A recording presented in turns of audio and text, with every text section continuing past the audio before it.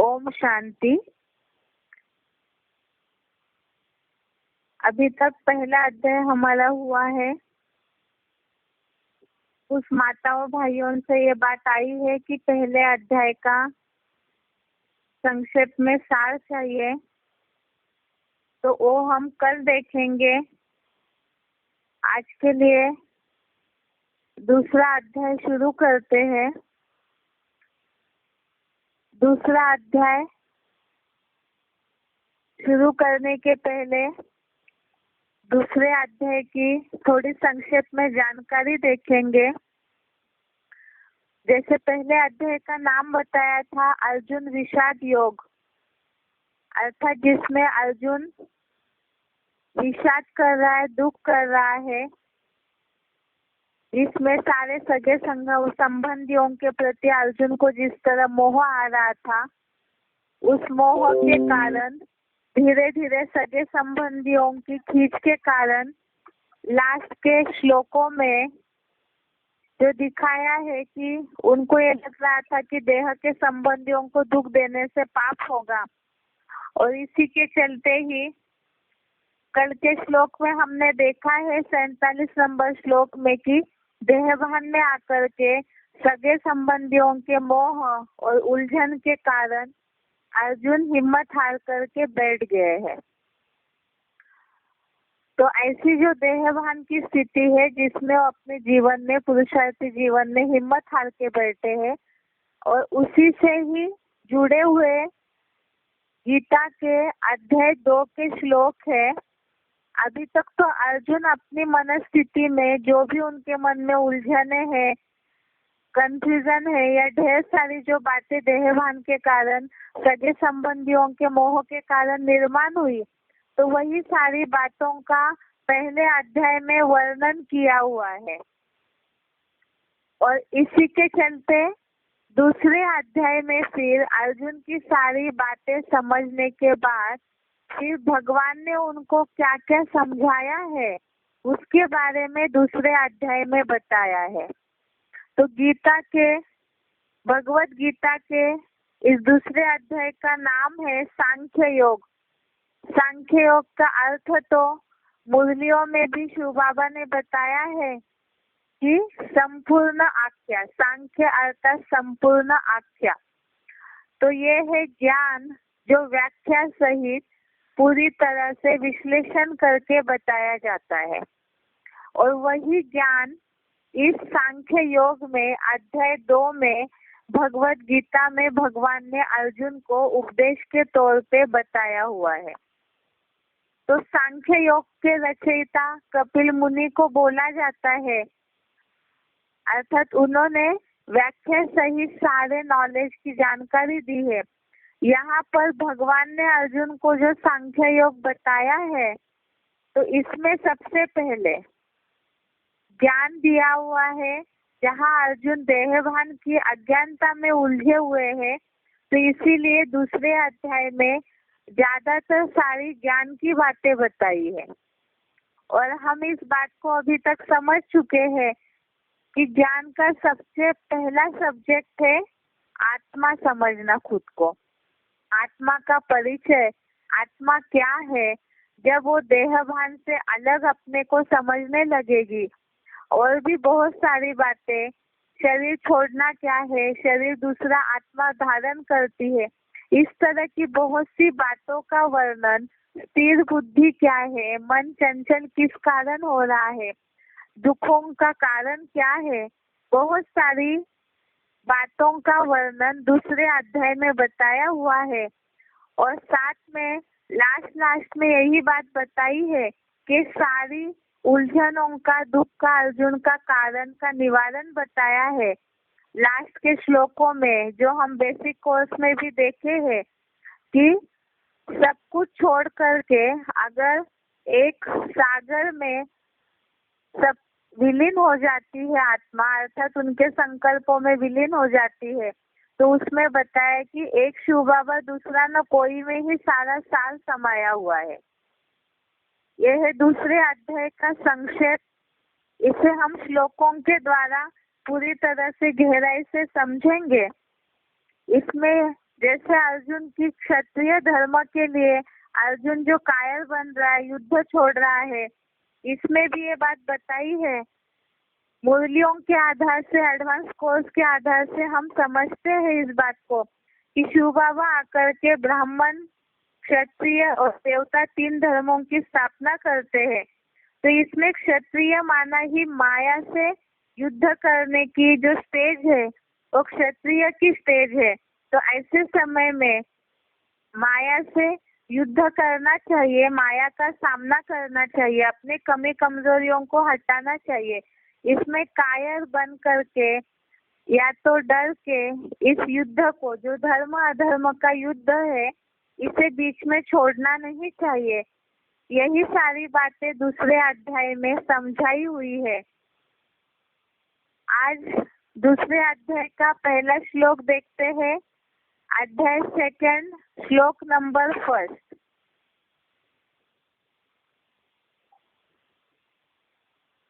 इसमें बताया है, जो हम पहले भी समझ चुके हैं, कि युद्ध भूमि का वर्णन अर्जुन राजा धृतराष्ट्र को बता रहे हैं।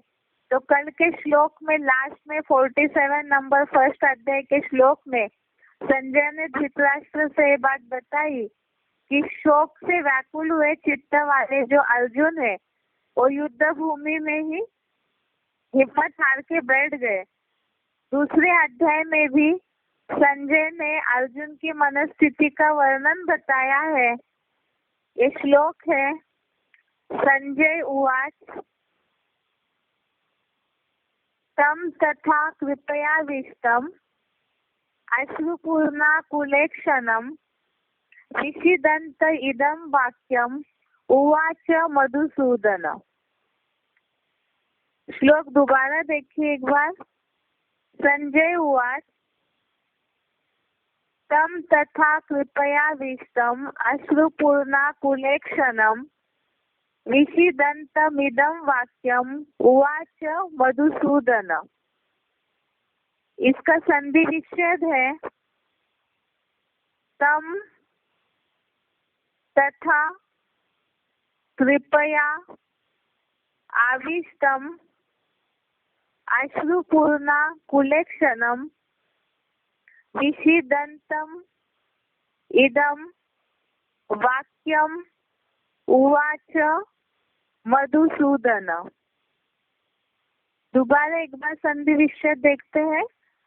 तम तथा कृपया आविष्टम अश्रुपूर्णाकुलेक्षणं विषीदन्तम् इदं वाक्यम उवाच मधुसूदन। इसका अर्थ है मधुसूदन अर्थात मधु जैसे मीठे, काम के हंता। मधुसूदन अर्थात मधु जैसे मीठे, काम के हंता। तथा अर्थात इस प्रकार, कृपया विष्टम अर्थात करुणा से भरे, अश्रुपूर्ण कुलेक्षणम अर्थात अश्रुपूर्ण व्याकुल नेत्रों से, अश्रुपूर्ण व्याकुल नेत्रों से। विषीदन्तम अर्थात विषाद युक्त हुए। तमिदम अर्थात उस अर्जुन को यह वाक्यम उवाच अर्थात वचन बोले।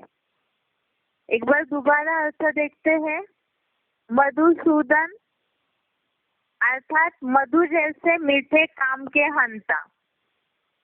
तथा अर्थात इस प्रकार, कृपया विष्टम अर्थात करुणा से भरे, अश्रुपूर्णाकुलेक्षणम अर्थात अश्रुपूर्ण व्याकुल नेत्रों से विषिदंतम अर्थात विषाद युक्त हुए तमिदम अर्थात उस अर्जुन को यह वाक्यम उवाच अर्थात वचन बोले। इसका अर्थ है मधु जैसे मीठे काम के हंता शिव बाबा ने इस प्रकार संबंधियों के मोह में करुणा से भरे अश्रुपूर्ण व्याकुल नेत्रों से विषाद युक्त हुए उस अर्जुन को यह वचन बोले। अर्थात अभी तक हमने देखा पहले अध्याय में एक तो संजय के 2 श्लोक है जिसमें उन्होंने धृतराष्ट्र को पहले श्लोक में तो धृतराष्ट्र ने पूछा है कि पांडव और अर्जुन क्या कर रहे युद्ध भूमि में, और इसमें संजय ने लास्ट श्लोक में ये बात बताई है कि अर्जुन युद्ध भूमि में पुरुषार्थ रूपी धनुष्य को छोड़ करके हिम्मत हार के बैठ गए हैं। आगे इस बात में ये बात बताई है कि शिव बाबा ने अर्जुन की इस तरह की स्थिति देख करके जो अर्जुन संबंधियों के मोह में आए हुए हैं और दुख से व्याकुल होकर के करुणा अर्थात दया से भरे हुए अपने संबंधियों के मोह के कारण उनको संबंधियों के प्रति दया आ रही है, और ऐसी मनस्थिति में जो आंसुओं से भरा हुआ है अर्जुन, ऐसे दुख करने वाले विषाद युक्त अर्थात दुख करने वाले दुख भरे अर्जुन से जो आंसुओं से भरा हुआ है, दुख मना रहा है, रो रहा है, तो ऐसे अर्जुन को भगवान ने यह वचन बोले। वो क्या बोला है वो दूसरे अध्याय के सारे श्लोकों में बताया हुआ है कि अर्जुन को किस तरह से भगवान ने या शिव बाबा ने समझाने के लिए जो बातें बोली है वो आगे के श्लोकों में बताया है। तो ये श्लोक का अर्थ है मधु जैसे मीठे काम के हंता शिव बाबा ने इस प्रकार संबंधियों के मोह में करुणा से भरे अश्रुपूर्ण व्याकुल नेत्रों से विषाद युक्त हुए उस अर्जुन को यह वचन बोले। अर्थात पहले सारे अर्जुन की जो भी दुखों की बातें हैं, जो भी उसकी मनस्थिति है, उलझन के कारण, जैसे व्यक्ति बहुत टेंशन में होता है तो जो भी मन में आए वो बोलते रहता है, तो इस तरह देहभान के कारण मन की उलझनों के कारण अर्जुन बहुत सारी बातें बोलते गए और सारी बातें पहले शिव बाबा ने सुनी, और उसके बाद दूसरे अध्याय में बहुत सारा दुख जो अर्जुन को हुआ है तो उसे समझाने के लिए दूसरे अध्याय में ये सारी बातें बोली हुई है। इस तरह से हिम्मत नहीं हारनी चाहिए अर्जुन को, अपना जो क्षत्रिय धर्म है, जो क्षत्रिय धर्म का योद्धे पने का गुण है उसे कायम रखना चाहिए।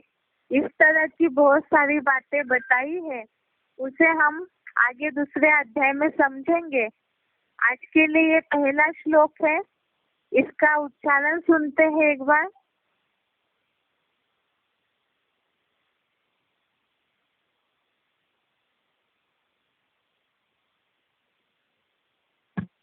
संजय उवाच तथा कृपयाविष्टम् अश्रुपूर्णाकुलेक्षणम् विषीदन्तमिदं वाक्यम् उवाच मधुसूदनः।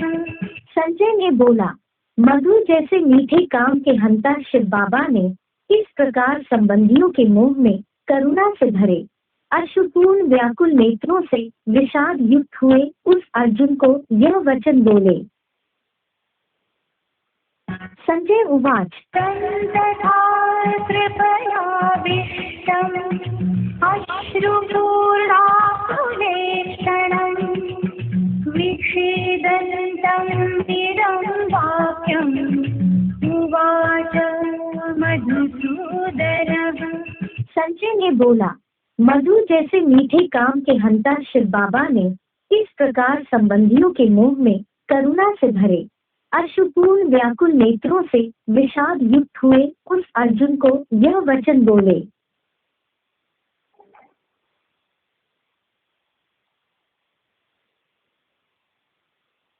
आगे है बेसिक कोर्स का टॉपिक संस्कार। ये शुरू करने के पहले एक बात बताना चाहते हैं।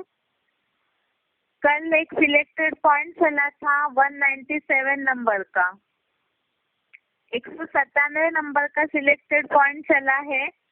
तो ये पॉइंट यूट्यूब में नहीं डला हुआ है, ये सच्ची गीता खंड के पॉइंट में से लिया हुआ है जिसके सिलेक्टेड पॉइंट बने हुए हैं। तो आगे जब यूट्यूब में या नेट में डाला जाएगा तो मिलेगा। इसके बाद आगे पहले कल जो हमने समझा है उसकी रिवीजन करते हैं। उसके बाद संस्कार का आगे का टॉपिक देखेंगे। संस्कार के टॉपिक में हमने अभी तक इस बात को समझा है कि संस्कार माना क्या है, जिसे परसों समझा था कि मन के विचार और बुद्धि ने लिया हुआ निर्णय, उन दोनों का असर कर्मों पे होता है और कर्मों में लगातार वही कर्म या बुद्धि वही तरह से निर्णय लेती जाएगी तो कर्मों पे उसका जो असर होता है वही संस्कार बनता है, या जिसे आदतें कहा जाता है सामान्य भाषा में। अब ये आदतें जो है यही आत्मा के ऊपर पाप का लेप चढ़ाते रहती है। वैसे तो कलयुगांत में तामसी बुद्धि होने के कारण तामसी ज्ञान हो गया है मनुष्य की बुद्धि में, इसके कारण ही तामसी कर्म हो गए हैं और इसी कारण ही मनुष्य संकुचित हो चुका है। आज दुनिया की पतन का और मूल दुखों का कारण है मन बुद्धि की अस्थिरता है ही है। साथ में कुछ बातें ऐसी है जो संस्कारों में जमी हुई है, जैसे कि धान है, धान के ऊपर छिलका चढ़ा हुआ है तो हम इसे एडवांस नॉलेज के आधार से हम इसे समझते हैं कि उसकी कुटाई होती है तब चावल जो निकलता है वो पूजा योग्य बनता है। इसी तरह से यहाँ भी सभी के ऊपर कलयुगांत में जितनी भी मनुष्य आत्माएं हैं सबके ऊपर ही अपने अपने संस्कारों का जो संग का रंग लिया हुआ है। संस्कार बने कहाँ से? तो संग के रंग के कारण बुद्धि मैली हो गई, मन की चंचलता बढ़ते गई और इसका कर्मों में छाप पड़ा, संस्कार कड़े बनते गए। और ये संस्कार कड़े बनने के कारण खास बात बताया, इसका मूल कारण है संग का रंग। और संग के रंग में भी खास हमने मन बुद्धि के टॉपिक में समझा है इस बात को कि काम और क्रोध और बाकी जो विकार है देहभान के कारण इन विकारों की निर्मित होती है और जिसके कारण ही संस्कार कड़े होते जाते हैं। अब मनुष्य आज दुनिया में इस बात को, जैसे हमने कल भी कई उदाहरण देखे, कोई बच्चे चोरी करते हैं तो उनकी आदतें पक्की हो जाती है। कोई भी अपराधी है, आतंकवादी है, जैसे वार्तालाप के पॉइंट में भी हमने समझा उस बात को जो शिव बाबा ने बताया है कि कई ऐसे चोर डकैत है, आतंकवादी है, वो इस तरह से अपराधी क्यों बनते हैं? अपनी जो उनकी संकुचित मानसिकता बन रही है इसका कारण है संस्कार। संस्कार इतने कड़े हो गए हैं जिसके कारण ही वो अपना जीवन इसके चलते खराब करते हैं और उनको उस बात में गलत भी नहीं लगता है क्योंकि असर वैसे होते गया। बचपन से लंबे समय से जिन आदतों को, जिस जीवन को जीते जा रहे हैं तो वो उसे गलत नजरिए से नहीं देखते हैं। लेकिन यहाँ ज्ञान के आधार से हम इस बात को समझाते हैं कि गीता में भी भगवान ने अर्जुन को यही बातें बताई है कि अर्जुन के मन में भी देहभान मोह के कारण जो आदतें पक्की हो गई है, इसी कारण से ही अर्जुन भी देह के संबंधियों का मोह या कुछ गलत भ्रांतियां, कुछ गलत भावनाएं जो उसके मन में बैठी हुई है, वो उसे नहीं निकाल पा रहा है, जिसके कारण ही इन संस्कारों को, जो भी नंबरवार इस दुनिया में है मनुष्य मात्र, तो उनका जीवन आज जानवरों जैसे हो गया है, क्योंकि जानवर जैसे केवल अपने जीवन की परवाह करते हैं, उनको दुनिया से कोई मतलब नहीं होता है। तो आज कलयुगांत में भी मनुष्य ऐसे ही हुए हैं। इसीलिए बहुतों की बुद्धि में ये रहता है, कई जिज्ञासुओं का प्रश्न रहता है कि ये सारा समझ के हमें क्या करना है, हम अपने जीवन में तो बहुत सुखी है, लेकिन उनके जीवन के सुखी पने का आधार क्या है?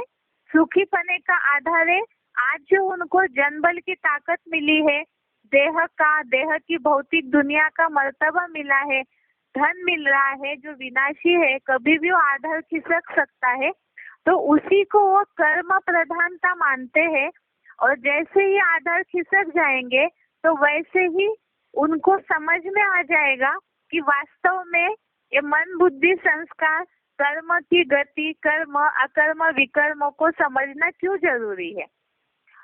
और इसीलिए ही इस बात को जो भी जिज्ञासु है उनको समझाना जरूरी है कि संस्कार क्या चीज है जिसके कारण ही मनुष्य का जीवन खराब हुआ है। जो बोला जाता है, जो लोगों के बुद्धि में ये बात बैठी हुई है कि मनुष्य जन्म दुर्लभ है, तो इस बात का महत्व समझाना जरूरी है। अगर संस्कार बदल जाए, सात्विक हो जाए, तो ऐसा जो सात्विक संस्कारों वाला, मनन चिंतनशील वाला जो जीवन है मनुष्य का, वास्तव में ऐसा जीवन दुर्लभ है। आज मनुष्य जो है वो ऐसा जीवन जी रहे हैं जो बिल्कुल संकुचित वाला है। तो इससे परे क्या जीवन है वो समझना जरूरी है, तभी ही संस्कारों का महत्व समझ में आएगा। कर्म की गति की, कर्म की थ्योरी अगर समझ में आ जाएगी, क्योंकि कर्म ही वास्तव में संस्कार है, तो ये अगर समझ में आ जाता है तो ऑटोमेटिकली मनुष्य का जीवन जीना सफल हो जाएगा। अब बात है कि ये संस्कारों को सुधारा कैसे जाएगा। दुनिया में तो लोग यही समझते हैं कि जो आदतें पक्की हुई है, जिसे लोग नेचर कहते हैं, स्वभाव कहते हैं, तो ये नहीं बदल सकता है, ऐसे कहते हैं। कई लोग तो अपने जीवन में हताश हो जाते हैं, कई आदतों से मजबूर हो जाते हैं तो हताश हो जाते हैं, जिसके कारण ही बताया डिप्रेशन में आना, आत्महत्या करना, इस तरह की भी बातें हो जाती है, क्योंकि आज लोगों के पास कर्मों को सुधारने का या जीवन को सुधारने के रास्ते नहीं दिख रहे हैं। भले ही योगा करते हैं, मेडिटेशन करते हैं, लेकिन क्या इन सब बातों से लोगों के कर्म सुधर रहे, संस्कार सुधर रहे हैं?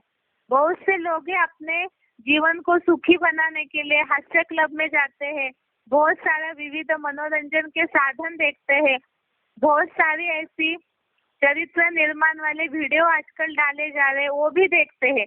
क्या ये सब चीजों से, वीडियो देखने से, किसी का भाषण सुनने से, कोई बातें सुनने से मनुष्य के संस्कार सुधर सकते?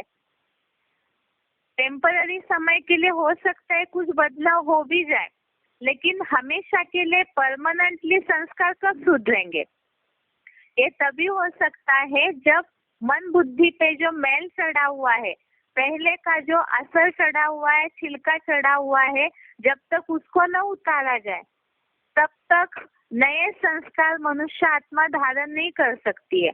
तो पुरानी जो जंग चढ़ी हुई है कर्मों की, गलत मान्यताओं की, संग के रंग की, उसे कैसे उतारा जाए, जिसके लिए हमने कल सच्ची गीता खंड का पॉइंट देखा था, जिसमें शिव बाबा ने ये बात बताई है कि योग बल ही भूतों को भगावेगा। अर्थात जितना जितना योग अग्नि में आत्मा को तपाएंगे, एक के संग में आत्मा को जितना तपाएंगे, उतना ही गलत कर्मों का मेल हटता जाएगा, पाप का लेपछेप हटता जाएगा। तो उसके चलते ही जब ये लेपछेप हटेगा तभी संस्कारों में सुधार आ सकता है, जिसके लिए बताया है अगले पॉइंट में कि बाप के साथ योग रखेंगे शिव बाबा को जितना याद करेंगे, सूरज है सूर्य शिव बाबा, अब उनसे रोशनी जितनी लेंगे, जो बोला है याद से करंट मिलती है, तो ऐसी तरह से शिव बाबा से जितना बुद्धि का योग एकाग्र होकर और व्यभिचारी याद से जुड़ता जाएगा, उतना आत्मा में लाइट आती जाएगी, अज्ञान अंधकार नष्ट होता जाएगा। साथ में ही हमने देखा है कि गीता में भगवान ने अर्जुन को क्या बताया है संस्कार सुधारने के लिए। 18वें अध्याय का 66वां श्लोक हमने देखा था, अध्याय 18 श्लोक नंबर 66। इसमें हमने देखा है जो बोला है सर्वधर्मान परित्यज्य, अर्थात सारे जो धर्म है, धारणाएं हैं, अलग अलग धर्मों की मान्यताएं हैं, वो सारों का पूरी तरह से त्याग करके एक शिव बाबा की शरण में जा। तो शिव बाबा की शरण में जाना अर्थात भक्ति मार्ग की तरह केवल सिर नमाना नहीं है। यहाँ है अपने विचारों को पूरा ही शिव बाबा के संकल्पों में मिलाना है। जो शिव बाबा के संकल्प है वो पूरे ही हमारे भी संकल्प जुड़ जाए। अर्थात जिज्ञासुओं को इस बात को समझाना है, तो हम ज्ञान के आधार से समझ रहे हैं कि शिव बाबा की शरण में जाना अर्थात मनमना भव होना, अर्थात उनके मन में समाना, उनके संकल्पों में समाना। अब जिज्ञासु इस बात को कैसे समझ पाएंगे? यहाँ बात है, भक्ति मार्ग में भी ये बात बोली जाती है।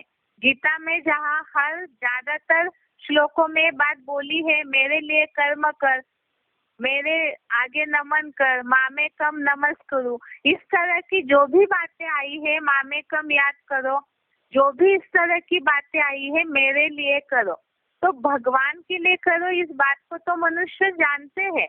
और बुद्धि के टॉपिक में हमने उस ज्ञानदाता की भी संक्षेप में परिचय दिया हुआ है। तो ऐसे अगर उस ईश्वर की शरण में जाते हैं, तन मन धन समय संबंध संपर्क में सब तरह से ही, तब ही सारे पापों से मुक्त हो जाएंगे। तो ये जब विकर्म विनाश होंगे, पापों का लेप छेप हट जाएगा, तो ऑटोमेटिकली ही नए संस्कार या नए कर्मों की शुरुआत हो जाएगी।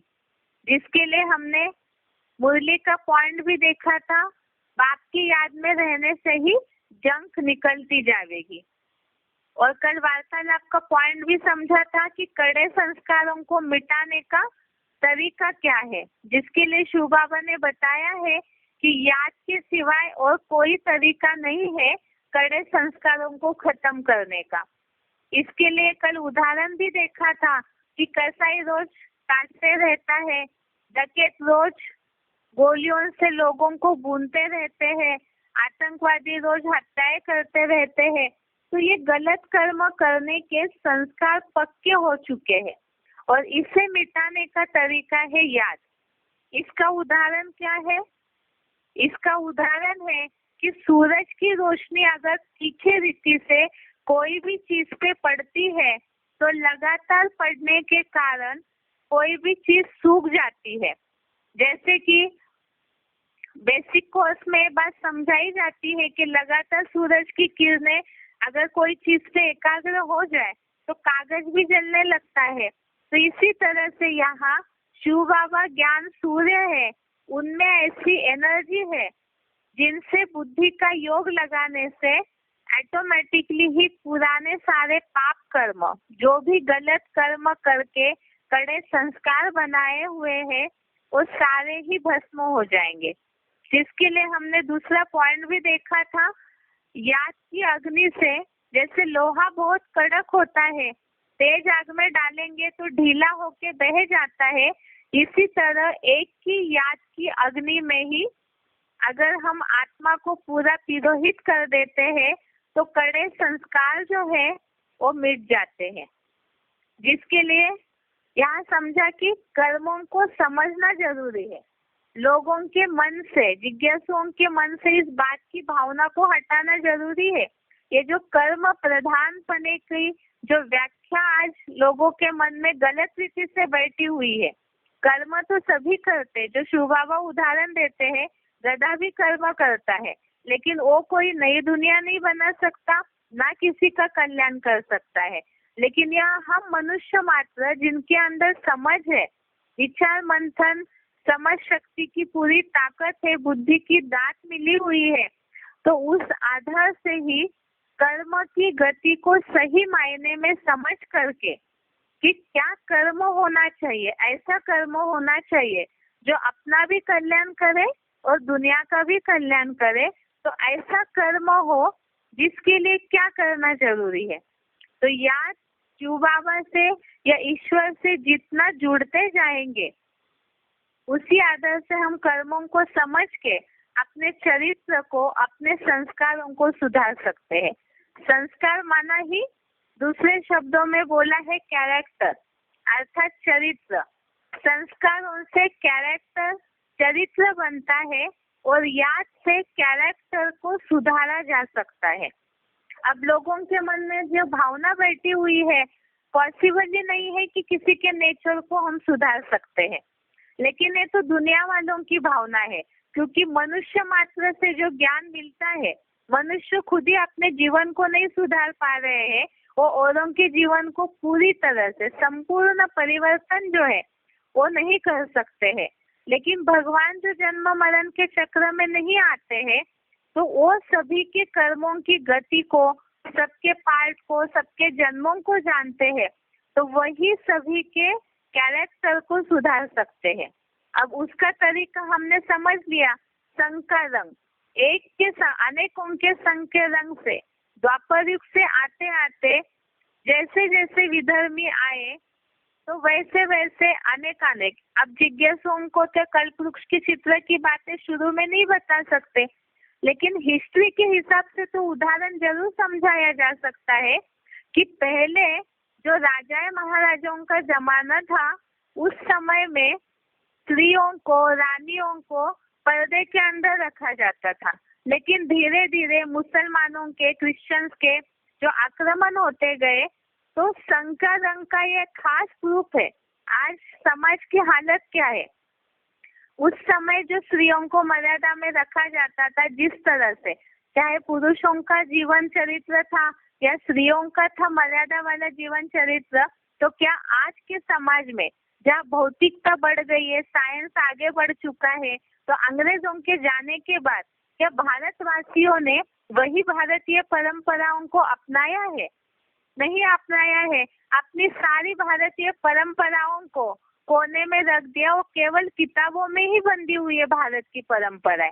तो संस्कार बदल गए ना भारतवासियों के। तो ये संस्कार क्यों बदले, इसका खास प्रूफ है हमारी भारत की हिस्ट्री, जो अंग्रेजों का, मुसलमानों के या जिनके भी विधर्मियों के आक्रमण हुए हैं भारत पे, उसका प्रभाव भी आज भारतवासियों पे है।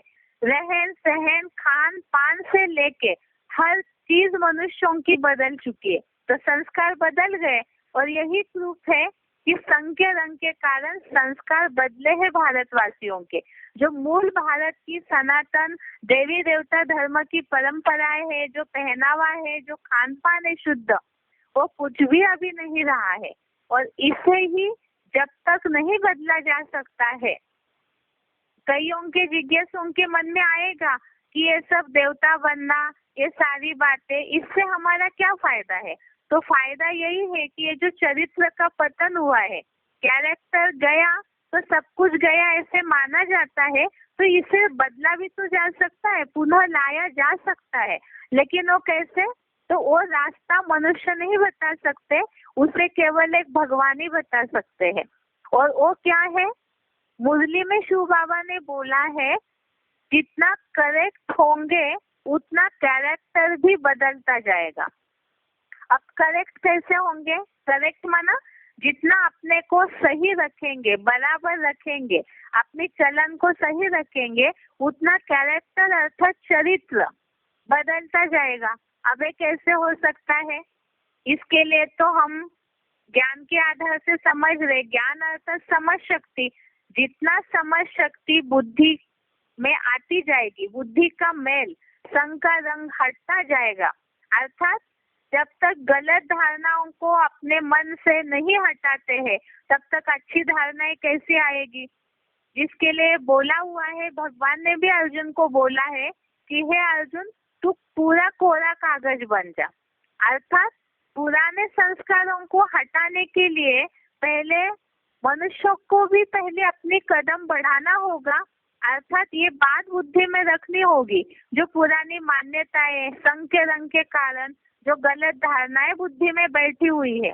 कई बार ऐसे होता भी है, जिज्ञासु अपनी बातों पे ही अड़े रहते हैं, अपनी बातों से हटते ही नहीं है। तो इस बात को उनको समझाना होगा कि अगर मटके में कोई गलत पानी, मैला पानी भरा हुआ है, उसे जब तक पूरा खाली न कर दे तब तक अच्छा पानी उसमें जाएगा नहीं। अगर गंदे पानी के मटके में ही हम अच्छा पानी डालते जा रहे तो मिक्स होता रहेगा, और फिर यही संघ के रंग की बलिहारी है।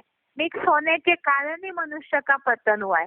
इसीलिए अगर कोई बहस करते भी है जिज्ञासु, तो ये समझाया जा सकता है कि आप अपनी पुरानी बातों को पहले सारा साइड में रखिए, और सारी जो अच्छी बातें हैं उससे पहले अपनी बातों को साइड करके निसंकल्पी होकर के अगर शांति से सुनते हैं, तभी इस बात को समझा जा सकता है कि कैरेक्टर या संस्कार सुधर सकते हैं और पूरा ही भारतीय परंपरा देवता पने की हो सकती है, जिसके लिए ही शास्त्रों में या पुरातन जमाने में एक बात आई हुई है, जो मुरलियों में भी ये बात शिव बाबा ने बोली है, मुखम करोति वाचालम पंगुम लंघयते गिरिम। अर्थात बहुत बार ऐसे समझा जाता है कि जो कहीं ना कहीं अपाहिज है वो कुछ भी काम नहीं कर सकते हैं। दुनिया में इसके उदाहरण देखते हैं, कैसे भी अपाहिज हो, हैंडीकैप लोग हो, वो भी दुनिया में कमाल करके दिखा रहे। अर्थात असंभव कुछ भी नहीं है इस दुनिया में, सब कुछ संभव हो सकता है। जैसे न बोलने वाला भी अगर कोशिश करे पूरी दृढ़ता से, तो बोला है वो भी बहुत बड़े भाषण देने लग सकता है। जो अपाहिज है, पाँव से हैंडीकैप है, वो भी पर्वत की शिखा तक चढ़ सकता है। अर्थात इस जीवन में कुछ भी असंभव नहीं है, लेकिन जरूरत है दृढ़ता की। अब इसी के लिए जरूरी है क्या, यहाँ शिव बाबा तो इस बात को ही समझाते हैं। कल्पवृक्ष के चित्र में इस बात को बताया जाता है कि कैसे भी अजामिल जैसे पापी क्यों ना हो, कैसे भी धारणा वाली आत्माएं जो अनेकों के संग के रंग से नीचे गिरी हुई है, लेकिन अगर वो एक शिव बाबा की अव्यभिचारी याद करती है तो भी वो अच्छा पद प्राप्त कर सकती है। अपने कर्मों को पूरी तरह से सुधार के देवत्व पद को प्राप्त कर सकती है। अर्थात ही याद से कैरेक्टर सुधरेंगे, एक के अनेकों के संग से चरित्र बिगड़ा, कर्म बदले, संस्कार बिगड़ गए। अभी एक का संग करने से ही ये सब बदल सकता है। इसी के लिए ही संस्कार सुधर सकते हैं। इसके लिए ही गीता में क्या बताया है उसे देखते हैं। गीता में 9वें अध्याय का 30वां श्लोक, अध्याय 9 श्लोक नंबर 30, 9वें अध्याय का 30वां श्लोक है। इसमें बताया है, अपि चेत सुदूराचारो भजते माम अनन्य भाग साधु एव स मंतव्य सम्यक व्यवस्थितः ही सह। अर्थात यदि अत्यंत दुराचारी भी अव्यभिचारी भाव से मुझे याद करता है तो वह सत्पुरुष ही मानने योग्य है, क्योंकि वह समुचित निश्चयवान है। जिसके लिए बताया है, एक बार क्लैरिफिकेशन से देखते हैं। यदि कोई अजामिल जैसा अत्यंत दुराचारी भी अव्यभिचारी भाव से श्रद्धा पूर्वक मुझे याद करता है तो वह भी एक निष्ठ होने से सत्पुरुष ही मानने योग्य है, क्योंकि वह शिव बाबा में समुचित निश्चयवान है। बाकी अनिश्चयी देह से नष्ट हो जाएंगे। अर्थात अगर कोई अजामिल जैसा, शास्त्रों में बताते हैं या पुरातन कहानियों में ये बात बताई है कि अजामिल जो है बहुत व्यभिचारी था, बहुत गंदे चरित्र वाला दिखाया जाता है, तो ऐसा दुराचारी भी भगवान की पहचान होने पर अव्यभिचारी भाव से श्रद्धा पूर्वक मुझे याद करता है, तो वह भी एक निष्ठ होने से, अर्थात एक में पूरी निष्ठा आस्था अगर जुड़ता है तो सत्पुरुष अर्थात अच्छा पुरुष, सच्चा पुरुष ही मानने योग्य है, क्योंकि वह शिव बाबा में समुचित अर्थात पूरी तरह से निश्चयवान है। और अगर आगे लिखा है, बाकी अनिश्चयी देह से नष्ट हो जाएंगे, अर्थात अगर ईश्वर के प्रति पूरी श्रद्धा नहीं रखते हैं तो ऐसे जो अनिश्चय बुद्धि वाले हैं वो देह से नष्ट हो जाएंगे। अब इसके लिए महाभारत में भी दिखाया जाता है, रामायण में भी उदाहरण दिखाया है, जो बताते हैं, मुरलियों में भी शिव बाबा ने इस बात का उदाहरण दिया है कि राम ने शबरी के झूठे बेर खाए, या तो और दिखाया जाता है कि कुब्जा की रीढ़ की हड्डी नहीं थी तो भी कृष्ण के लिए दिखाते हैं कि उन्होंने भावना से कुब्जा ने उनको पूजा की तो उनको भी सीधा करके दिखाया। तो यहाँ बताया है अजामिल जैसे।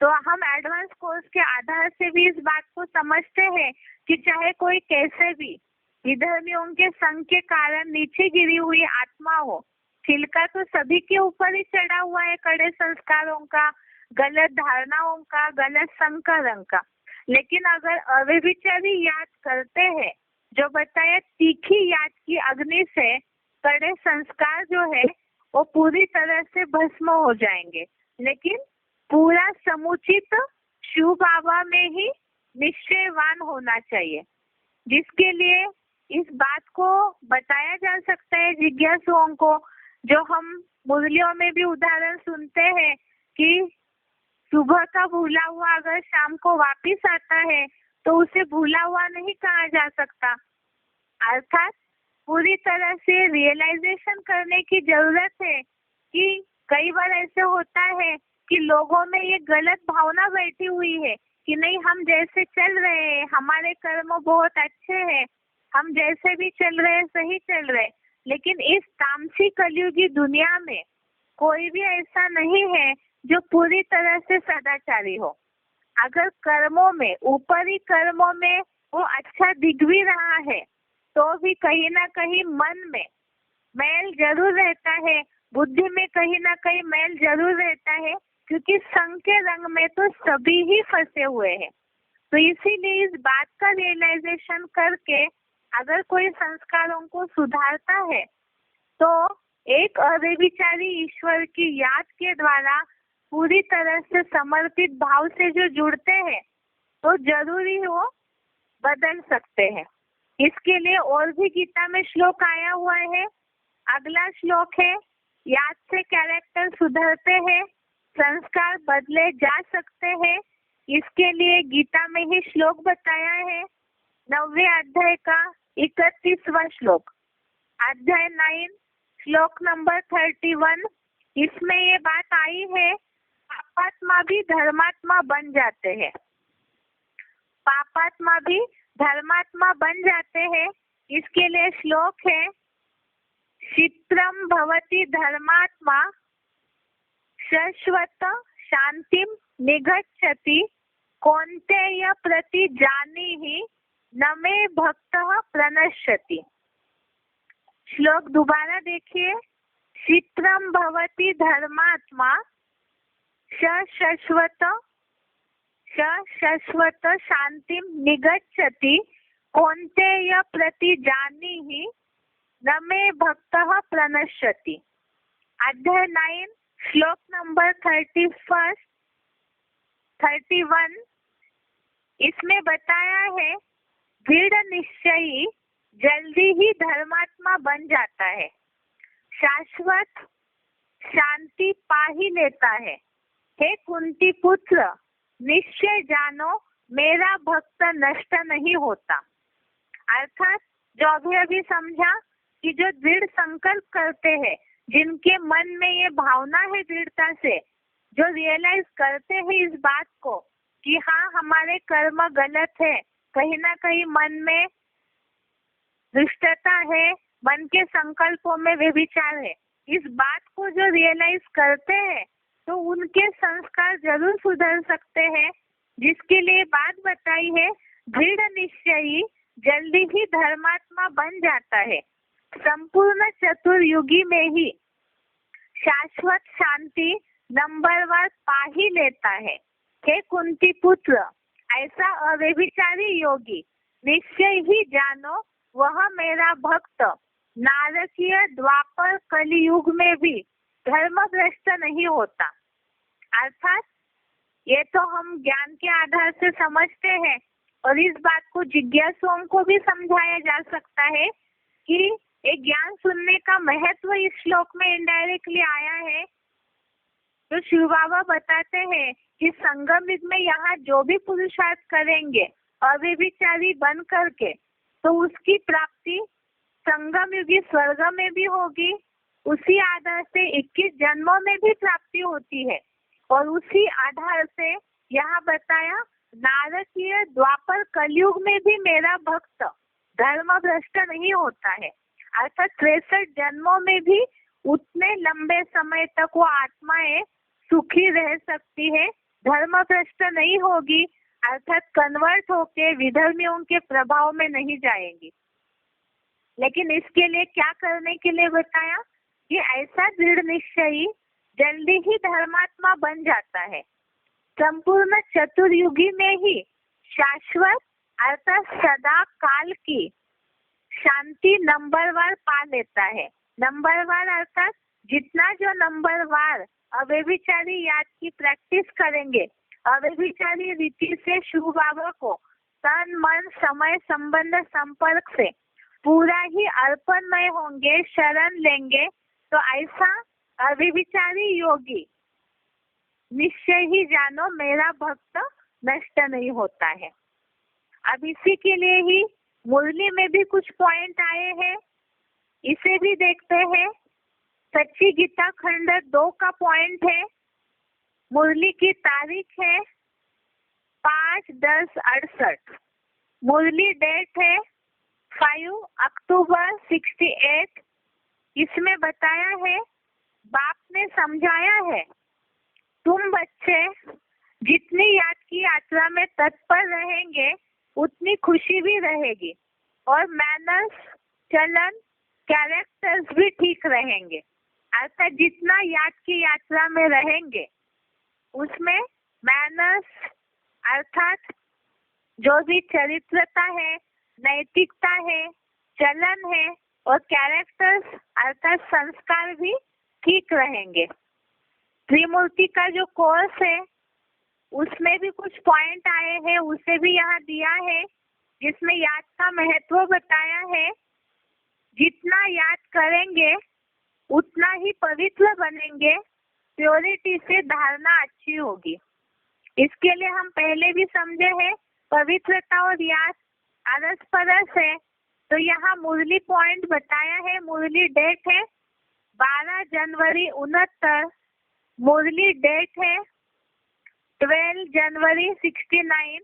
इसमें बताया जितना याद करेंगे उतना पवित्र बनेंगे और पवित्रता ही वास्तव में देवताओं का सबसे खास संस्कार है, मूल संस्कार है। अगला पॉइंट है, मुरली तारीख है 5 मार्च 69, मुरली डेट 5 मार्च 69। पॉइंट है, बाप कहते हैं मुझे याद करो तो विकर्म विनाश होंगे और फिर दैवी गुण भी आवेंगे। तो दैवी गुण अर्थात ही संस्कार, तो संस्कारों में दैवी गुण आएंगे तो कर्मों में भी देवताई चलन होगी।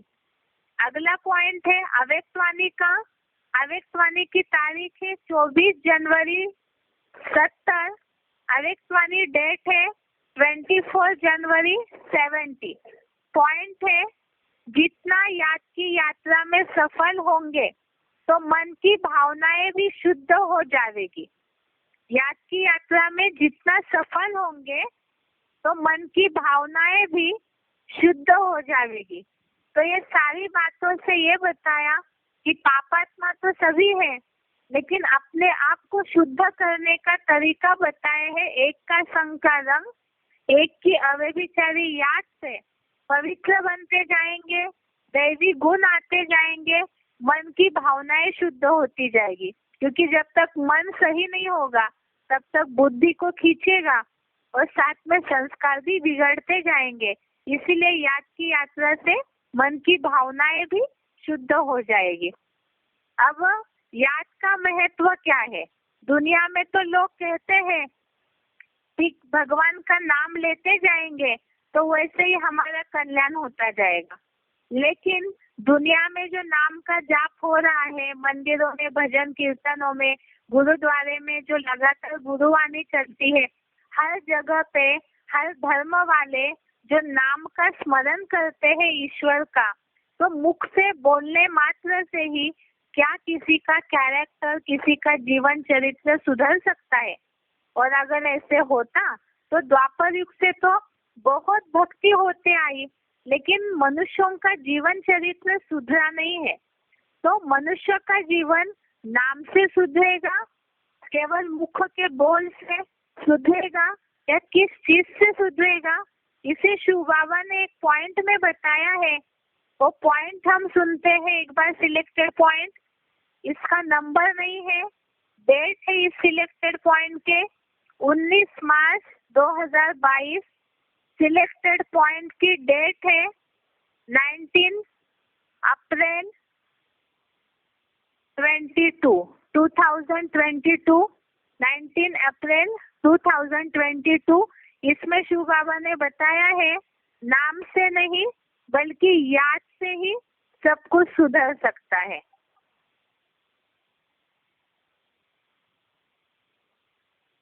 भक्ति मार्ग में तुलसीदास जैसे गुरुओं ने ये फिकरा बना बना करके लोगों को गुमराह किया है। ब्रह्मा बाबा की तरह बोल बोल के याद करने, गीत बजा के और आवाज करके, जो गीता में बोला हुआ है, शब्द ब्रह्मा अतिवर्तते। गीता ज्ञान में भगवान ने इस बात का खंडन किया है। जो बोलते हैं भाव को भाव अनख आलसहु, नाम जपत मंगल विसिदसहु। भगवान का नाम जपना, मंत्र का जाप करना, कीर्तन करना, गुरुद्वारों में ध्यान बजा के आवाजें करना, और या क्या गिरजा घरों में प्रार्थना करना, मस्जिदों में अजान लगाना, अल्लाह अकबर बोल बोल के भगवान को याद करना है, इससे कोई फायदा नहीं। क्योंकि भगवान को निराकार कहा जाता है, निराकार मानते भी हैं सब धर्म पिता हैं। तो निराकार को तो देह नहीं है, अपन हाथ पाँव नहीं है, कान ही नहीं है, वो आवाज कहाँ से पहुंचेगी है? इसलिए ये भक्ति मार्ग में अंधश्रद्धा सिखाई है गुरुओं ने, नाम जपत मंगल विसिदसहु। इसको गीता ज्ञान में कन्वर्ट कर देना अच्छा है? बताना है लोगों को कि वो फिकरा है तुलसीदास का बोला हुआ, भाव को भाव अनख आलसहु, याद करत मंगल विसिदसहु। उन्होंने भक्ति मार्ग बोल दिया, नाम जपत मंगल विसिदसहु। तो उस निराकार भगवान को आदम के शरीर में, मुकर्रर शरीर रूपी रथ में पहचान करके याद करना, उससे जो फायदा होता है अपना और दूसरों का, सारे विश्व का कल्याण होता है। वो दसों दिशाओं में कल्याण होता है। इस बात को अच्छी तरह से समझना है और भगवान को याद करना है, नाम नहीं जपना है। जैसा ब्रह्मा कुमार कुमारियों ने और ब्रह्मा ने सिखाया है, चिल्ला चिल्ला के आवाजें करके, वो खूब सब भक्ति मार्ग सिखाया हुआ है। वाव अनख आलस हो भक्ति मार्ग में बोला नाम जपत मंगल देशी दस। इसको कन्वर्ट करना है ज्ञान मार्ग में, गीता ज्ञान के अनुसार याद करत मंगल देशी दस हो। भक्ति मार्ग में नाम जपना, आवाज करना, मंत्र जाप करना, यही सिखाते हैं अंधश्रद्धा।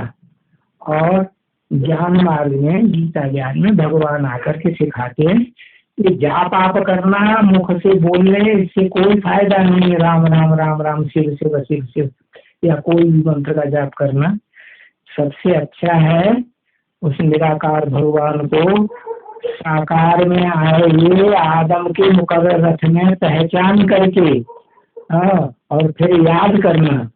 उससे जो कल्याण होगा अपना, विश्व का, दूसरों का भी, वो दसों दिशाओं में कल्याण ही कल्याण है। कल्याण का कुछ सवाल ही पैदा नहीं होता। बता तो दिया, सुनाना है सबको भक्ति मार्ग का कन्वर्ट करके।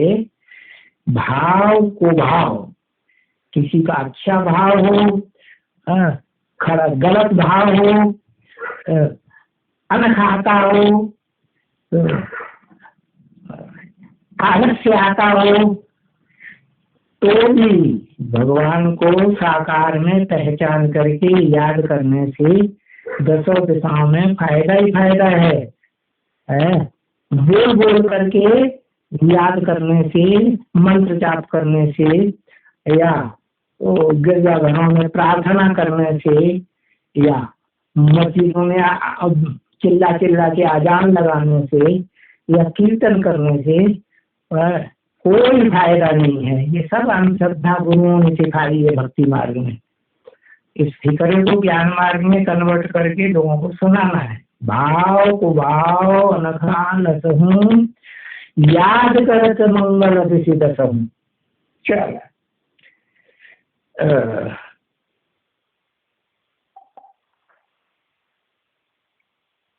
इस तरह से सिलेक्टेड पॉइंट हो गया।